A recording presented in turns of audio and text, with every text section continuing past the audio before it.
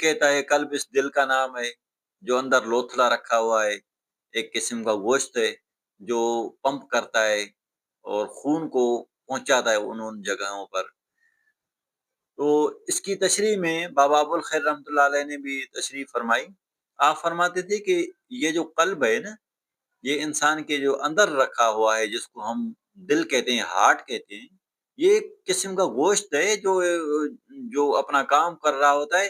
حقیقت میں قلب یہ نہیں ہے، یہ محل قلب ہے، یعنی وہ جو قلب جوہر جس کو ہم کہتے ہیں، وہ جوہر اس کا محل یہی ہے۔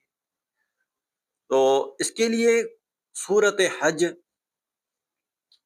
سورت میں اللہ تعالیٰ نے فرمایا فَإِنَّهَا لَا تُعْمِي الْأَبْصَارُ وَلَكِنْ تُعْمِي الْقُلُوبُ الَّتِي فِي الصُّدُورِ۔